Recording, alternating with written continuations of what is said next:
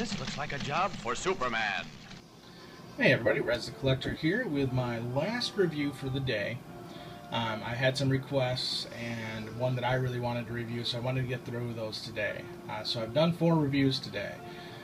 So feel free, once you finish this one, to go jump and see those other ones. It was Superboy from the Return of Superman, Superman Unmasked, the Bizarro from the Last Sun line, and of course the last one is going to be Superman from The Dark Knight Returns.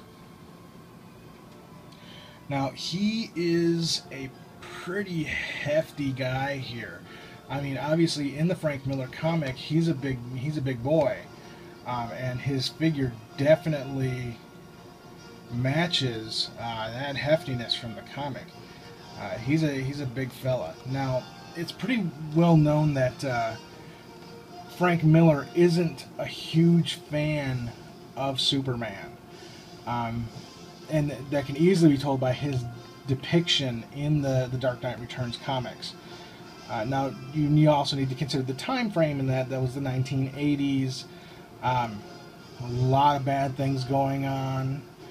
We had just come out of a recession in the 70s, and there was the whole, Iran, the war with the Russians in Afghanistan, where we were supplying things. Not that you guys really need a history lesson, but there was a lot going on in the 80s, and The Dark Knight Returns really is a product of that era. I mean, that's the best way I can say it. It really sums up the 80s pretty well. Now, the Superman in that comic series was basically a lackey of the government. He isn't the Superman that we all know and love generally in this story. The Superman that we all know and love, it would not be basically another government employee being told to go do this, go kill this, go maim this. Spoiler alert for anybody who hasn't read it, he actually amputates Green Arrow's arm, and basically the president, who I don't believe is ever actually named as Ronald Reagan, but is obviously Ronald Reagan, basically sends him to stop the Batman in any way needed, up to and including killing him. And this just isn't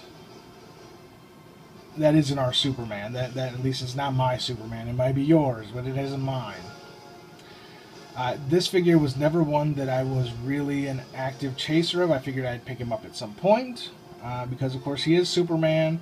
It is, even though Miller's not a big fan, The Dark Knight Returns was so huge that this is becoming an iconic image of Superman with this big, pompadour hairstyle and the large S and that huge yellow belt. It's become an image of Superman that a lot of people really know that aren't familiar generally with comics. And I find that to be a little unfortunate because, like I said, I'm not a big fan of his depiction. Now, that being said, the figure itself is really nice. The sculpt work, I mean, you can see that hair there, that big just chunk coming off the head. I mean, that's some really nice sculpt work. And I've said this before, that he actually looks like Ronald Reagan. And I think that's even more so Miller's way of basically making Superman a lackey of the man. I mean, he really looks like Ron there, I'm Ronald Reagan, and I approve of Superman murdering people. And the sculptor of this really captured Frank Miller's artwork. Now, I'm not sure who actually sculpted this. Actually, I believe it is Tim Bruckner. I think Stu Murray 47 it told me that it was Bruckner who actually sculpted this. And just for a comparison, I did grab the Bruckner statue out of my display case, because he's got to get packed up along with everything else. But just to compare the two side by side, here we have the figure, and then excuse the shakiness of this while I adjust the camera, and then here we have the statue. So you can see proportion-wise, actually I would say that the figure's a little bit better proportioned than the statue. He's not as mutantly muscled as the statue is. I mean, of course, the figure is highly muscled, but like the arms doesn't have this like Popeye-esque bulge here, and same with the legs. The leg muscles are a little more natural here than they are on the statue. But you can see that they both have that that flared out hair and the overly large hands. Now the statue looks a little more serene than the figure does, but I think that was Bruckner's way of trying to put his own feel into the statue. From what Stu had told me, is he actually wanted to create a new image using this art style, but without having to use something that Miller had actually put in the comics. And this was the best, most iconic image he could come up with, because apparently DC had shot him down. And that's really too bad. I mean, I would have loved to have seen what Bruckner could have done with his own take on this art style and given us a really iconic pose, a really iconic look. But this isn't a review of the statue. I've already reviewed the statue, so let me get that out of here so we can continue talking about the figure. Just a moment. I don't want to accidentally do anything to him.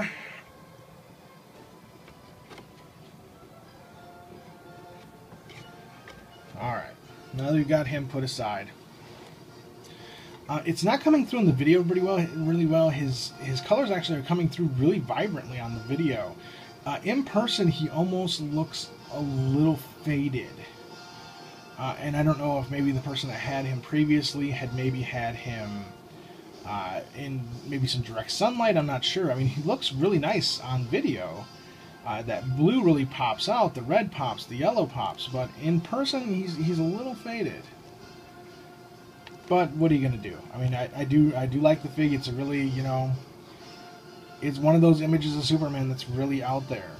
So I'm really happy to have it in my collection.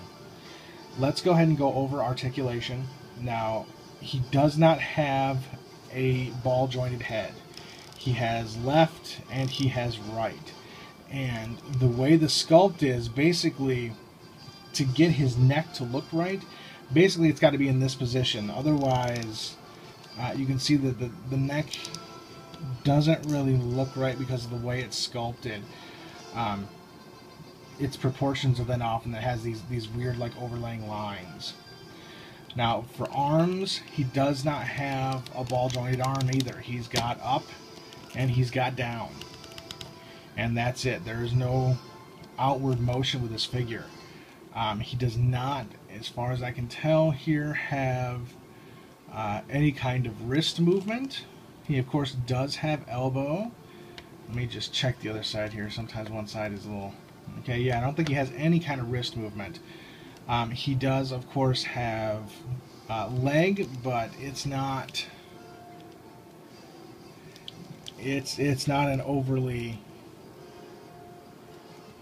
extended leg. He doesn't have a whole lot of articulation there. He does have knee and thankfully no ankle rocker. Now, so we have to make this shaky a little bit real quick, guys, and get this back pointed back down so we get a better look at the figure. Alright, sorry about that. Alright. Now he does stand a little off. The way the legs and the feet are shaped,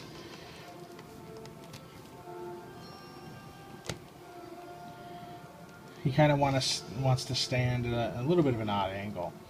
Now, I'm not sure, but I think this was the single-carded version. I don't know if the multi-pack came with this arrow, and the arrow is removable. You can pull that out. I'm thinking it's the single-carded because in this figure lot there were none of the other figures that would have been included in the 4-pack. The 4-pack, of course, included Batman, the Carrie Kelly Robin, and the Joker. So I'm going to go ahead and say that this is the single carded version of him. I don't know that there's really any difference between the single card and the 4-pack, other than I'm not sure that this arrow would have come included with it. And of course he doesn't have his stand, which is a chunk of sidewalk that you could connect all the other figures to, so that you had they completed one full stand. Now we've gone over articulation. He does of course have the yellow S on the back, and he has the least amount of cape droop that I've really seen in some characters. I mean, this just comes straight to the back of the neck and goes around. Whereas a lot of characters will have a bit more droop, or in the case of like Alex Ross figures, they have a lot of droop. I mean, come down to almost there, and you see a good portion of the character's back. He, on the other hand, does not, and it is an off-the-shoulder look. It's just coming straight back, leaving his shoulders exposed. Now, overall, I'm extremely happy to have him in the collection. I would have picked him up at some point.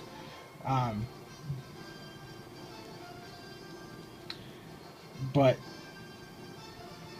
yeah, it's not my favorite version of Superman. And while the figure looks nice, I have that feeling from the comic that really he wasn't my Superman. But I mean, he is Superman. Happy to have him in the collection. Proudly going to display him. Let me know your thoughts. I mean, was this a Superman that you guys liked? You know, and maybe this was the Superman that you really knew. Maybe you were primarily a Batman person. And then this is the really the only incarnation of Superman that you would run into. But of course, this is Rez the Collector. Please subscribe to the channel. I do try to put out videos as often as possible. I did throw out 4 videos today, so go ahead and feel free to watch those. Please go ahead and click the like button. Leave me a comment. Let me know what you think of this Superman. And as always, I want to thank you guys for watching. You have a nice night.